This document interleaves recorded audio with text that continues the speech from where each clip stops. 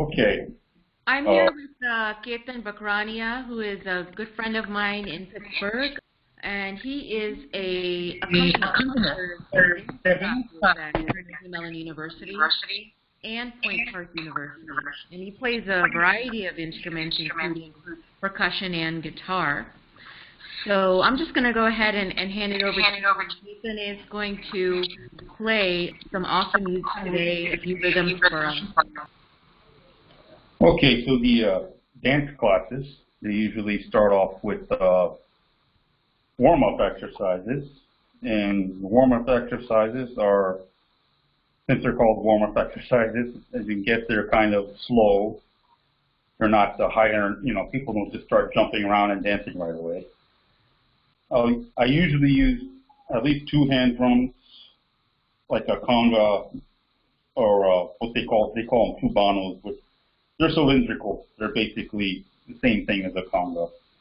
And I don't just strictly play with my hands. I use cymbals and cowbells and things like that usually when I'm at school. It's a little bit different now that I'm at home with this quarantining. But at school, often at Point Park University, there are grand pianos set up. So I also will hit chords on the piano as part of these warm-up exercises, just, for extra layering. And I'll play something that might emulate that right now with, instead of a piano, a guitar I have here plugged into the amp. So normally the teacher will count it off, say 5, 6, 7.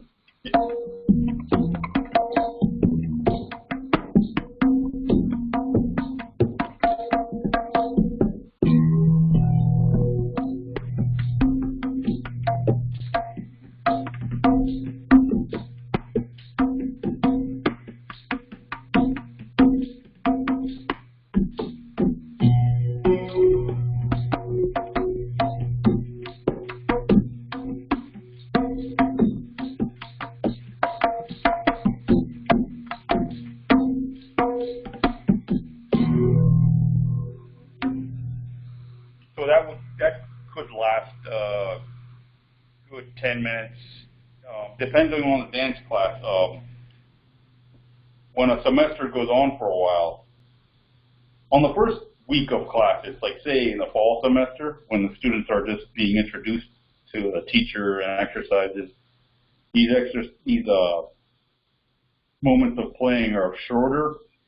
But as long as the semester goes on, the warm-up can be continuous. It could be 20 minutes, like all these different, because I learn all the different sections separately, and then eventually they're put together because it's just much more efficient to put everything together, get to a whole bunch of different, not just warm up, but actual technique exercises. Whether that means, kicks, pliés, all, isolating different body parts, basically. The actual dancing part of these dance classes are not actually until the end of the class, where they actually do a dance combination. And then that is also, if I'm playing the dance combination, I'm basically learning it in the moment. The teacher's, teaching the steps, in counts of, you could say measures maybe of 8 or something like that. And I'll do my best, as other accompanists do, to match the feel, the accents, say there's jumps or things like that. And other times, say like jazz classes, where like more like Broadway style classes, they'll just use music that's already set, and they might actually just let the musician, they'll like let me go, like, oh, they'll tell everybody, hey, thank Ketan, and I'll leave the class. Other times, like at Carnegie Mellon, I'll often play along with the music that's set. What I played before was obviously just in like a 4 or 8, however you want to think of that. Okay. Like count it off, but often some exercises are often in 3, a slow 3 or So you'll hear it in the teacher's voice. They kind of speak rhythmically. I guess that's the way the dance. What do you call it? The dance lingo. When you're keeping somebody's steps. So say if it's in the 3, it would be like we might count like 5, 2, 3, 6, 2, 3, 7, 2, 3, 8, 2, 3.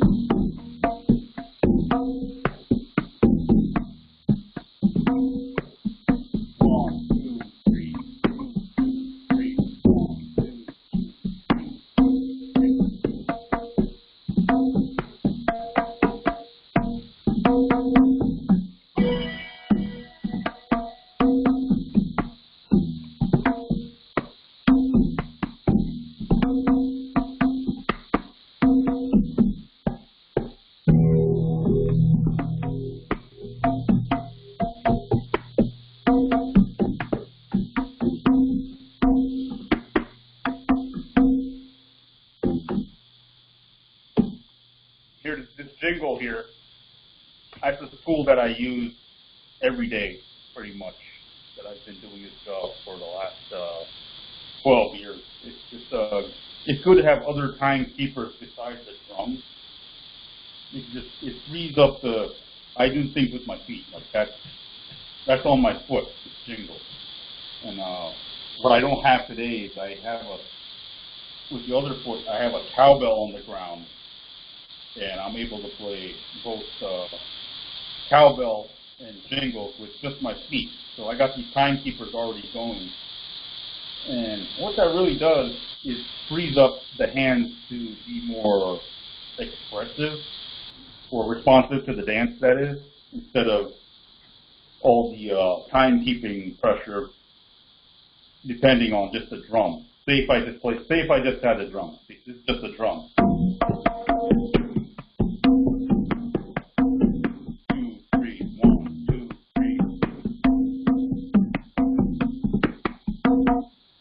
When I add the jingle, I can not play as much drums, have more space, and still keep the timing. So 1, 2, 3, 2, 2, 3.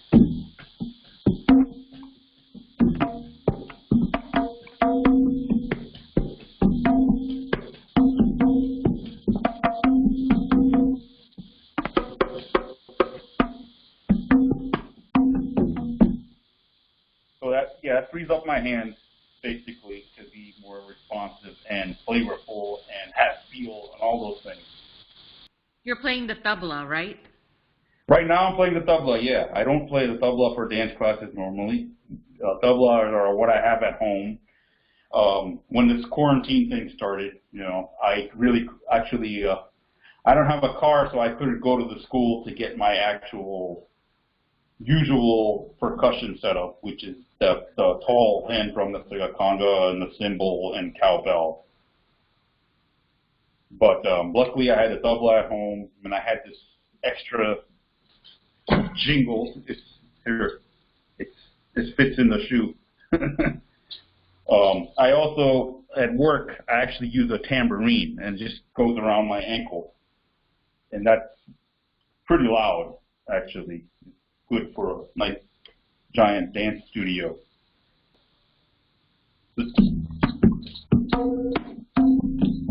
Yeah, so tabla, I'm learning. I consider myself a novice with the tabla. I'm just learning how to do the different sounds. Can you see this tabla? Yep. Okay. At first, these tabla, you just hit them, but depending on how you put your hands, you get different sounds. That's like a higher octave. That depends on the finger being down. And this principle, conga players do this too. They get different sounds out of one drum pretty often. And with tabla, you got this sound, da, ding, ding, da, da, taka, taka, They actually have syllables that are related to each sound. So that's one of them, the high.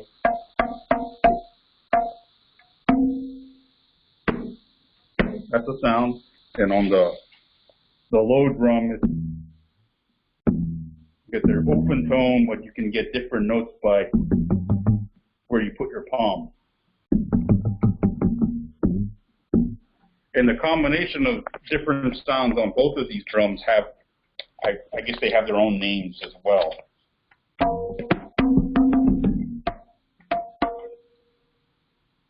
So yeah, I'm just learning a tabla. I actually used YouTube to get some pointers recently. But I also, since I play all kinds of drums, drum kit, and Latin kind of style, sometimes I just fake it, basically.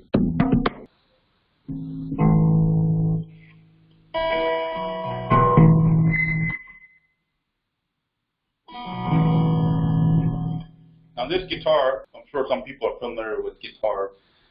This guitar is tuned a lot different than a normal guitar. A normal guitar, the open strings from high to low would sound, if you hit them open, it would sound like. But this, I've been messing around with, I'm not the only one that messes around with alternate tuning. This has been going on for hundreds of years. But this tuning that I've been obsessed with for the last 6 or 7 years, open notes sound like this.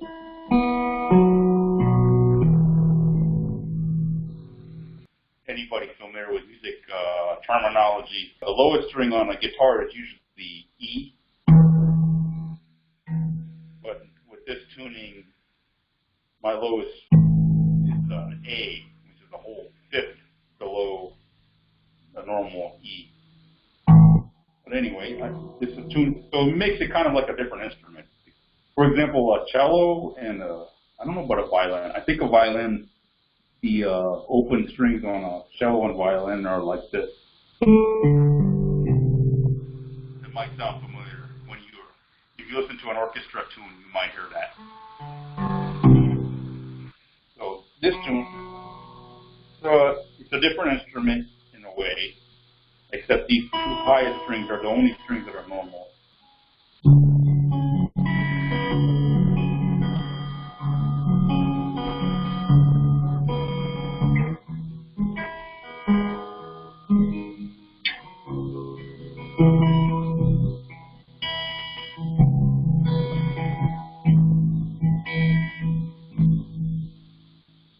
And I love to play like blues style, or whatever you call it. I like to say Appalachian style.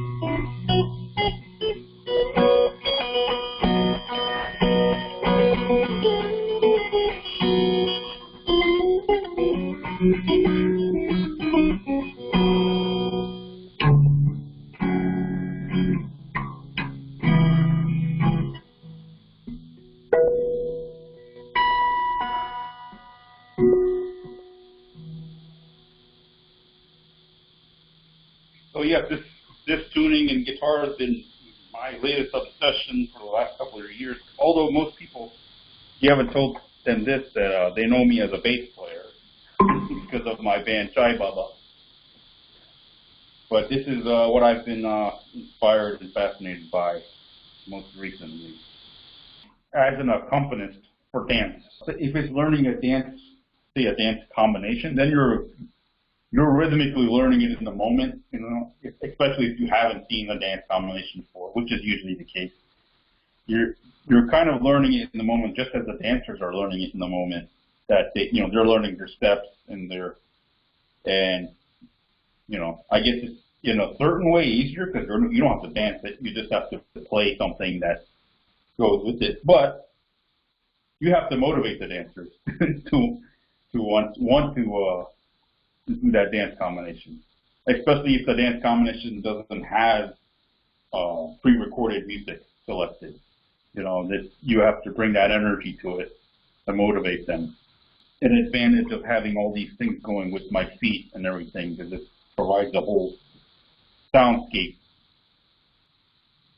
So as the dancers are dancing then, what do you motivate them? Dancers sort of, I mean, they're going along with the percussionist, the rhythms that are being played.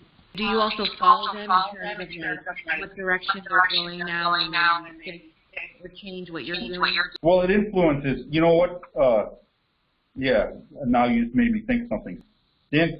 Some dancers have a better sense of rhythm than others, I guess. And I'll get a better clue on what to play, especially when a dancer, say, does the combination, like say the teacher wants it done a certain way, or, you know, the teachers probably, who knows, the teachers may have performed this dance in a company before or something. So who knows where they got the dance combination from, or they made it up themselves on the spot. I might unconsciously look at the students that are dancing the combination with a greater sense of rhythm.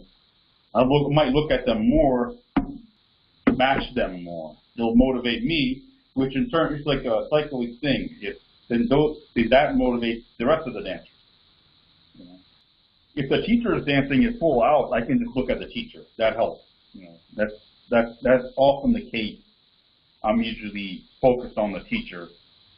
But after a while, the teacher doesn't just keep dancing it with the students. They just have the students do it. Since with repetition, I might have already learned the dance combination rhythmically by that point, and it just gets more and more refined. And it's even better when they dance the same dance combination for, say, a week. So at the end of the week, I'll really hit it with confidence and clarity, all the accents, and I'll know exactly where it ends. You know, often the teacher will be like, "Oh, can I have a little loud hit on the end?" You know, like say this is the end.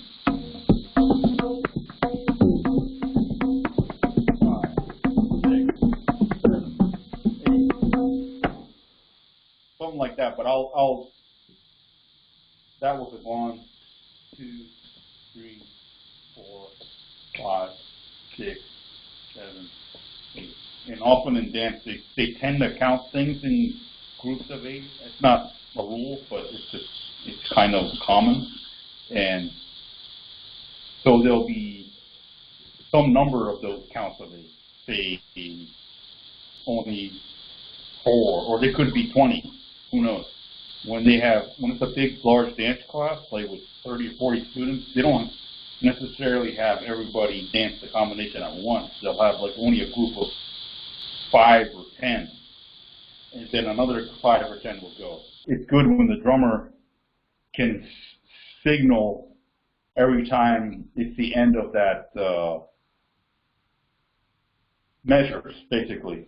Say the thing is 20 measures long, or 20 counts of 8 long. If the drummer can add some kind of fill at the end, it's a good signal for the next group of dancers to come out and do it without hesitating. Often the teacher counts out loud too, you know, like when the next group of dancers come, they'll yell, you know, like 5, 6, 7, 8. Those are kind of unique skills besides actually playing the drums that are involved specifically to being an accompanist for dance. So if you have, like you were saying, 5 dancers or multiple dancers, it would be hard to, you know, harmonizing everything with the different dancers are doing. So you stick to what the teacher is doing or something? At first, you know, like if the teacher is teaching the dance combination, obviously I'm going to look at the teacher for the accents. Often the teacher will ask for a certain kind of feel. They're like, "Oh, can you play a Latin feel? Can you play something funky?" You know, they might have some teachers are very specific in their taste. You know, some teachers down at Point Park are really particular. They'll give you a count and they're like, "Just play something." Then like, then they'll be like, "Oh, can you make this one?" They use weird adjectives, you know, because dance teachers are, you know, I guess artists are a little strange. So there's one teacher down there, you know, I'm playing with drum kit, you know, he'll count me off, and then he's like, "Can you make it a little bit more juicy?" I'm like, you know, what does that mean? You know, I'll just change it somehow, and eventually come up with something that pleases that teacher even more. And I was like, okay, if that's what juicy means to you, I don't know, you know. a lot of times the teacher will deliberately tell you, oh, can you put an accent on the and of the one, like one and. They'll might give you specific things like that. Or some teachers are you leave it very vague. They're just like, the counter off, just play something, show me what you got. Different personalities, that's how it is in our world, I guess.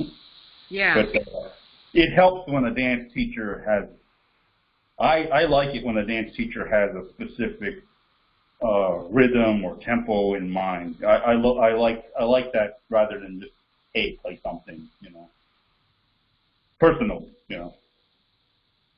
It gives me because I can make up stuff all day out of my head, but it's more, I like to follow a little bit of direction, something specific, like play this kind of feel or that kind of feel, a rock feel, or a funk feel, or a Latin feel, whatever that may be. It gives me something to grab onto, like, being specific is, it's almost, I felt this way with a lot of artwork. If you just have limitless parameters, it almost makes it more difficult to be creative. I don't know if you relate to that. Definitely. Well, you're also, you're the beginning point. You're as a musician or as the percussionist, you establish that rhythm and tempo. Yeah. So we go off of you, although we give you direction as dancers, about what we want. But then once you start, then there's that kind of like interplay between the dancer and the drummer. Absolutely, interplay. I didn't mention this before, was the most enjoyable sessions are improv sessions where it's just a back and forth between the dancers and the musician. So, I'll start obviously with drums and whatever. There might be a piano there or something. But then after that, it's just like, who's reacting to who, Like the dancers feed me and I feed them. It's, a mutual loop. Just like when you have different musicians that jam together, you can jam with dancers. It's quite an amazing experience. And I consider myself, I never take it for granted that I do this for a living and make money doing it, because I worked a lot of hard labor jobs in my life, and I get to do this now for a living. So every day, I'm thankful. And tell us about your band Chai Baba. Or what kind of music is it? People always ask. I always tell people progressive rock, which just basically means like not your ordinary rock and roll, maybe a little bit more interesting, Maybe there's odd time signatures. But we vary in our styles. We might be funky, we might be spacey sounding, we might sound like metal often. We're all over the place. I play bass, and our music is also mostly instrumental. It's not much singing. I sing, but I'd say less than 1/3 of the time is there's singing in it. I play bass and sing. My brother, who moved out to Pittsburgh many years ago now, he plays guitar, and then there's a drummer. So it's a 3-piece band. Occasionally we've had guests. The most interesting gigs were most recently, you may know Pearl Ann Porter. She has the space upstairs. She teaches dance at Point Park. She had us play at her space in this event called she called it Second Saturday. It was often like the second Saturday of the month. And we had Chai Baba there, but we brought extra instruments. So not only did I bring the bass, I brought my percussion setup, I brought a guitar, and all this stuff to choose from. So instead of playing like our Chai Baba gig, like where we just play one song after another, I might have done something solo up there. Or my brother might have done something solo with his guitar and his loop pedal. Or it might have been a moment where it's all drums, who plays drum kit, he's on the drum kit, I'm on my percussion. There's dancers that are improvising out there, like maybe one or two at a time. And in that setting, most of our music was basically created right on the spot, jamming, improv. Thank you. This is awesome. Of course.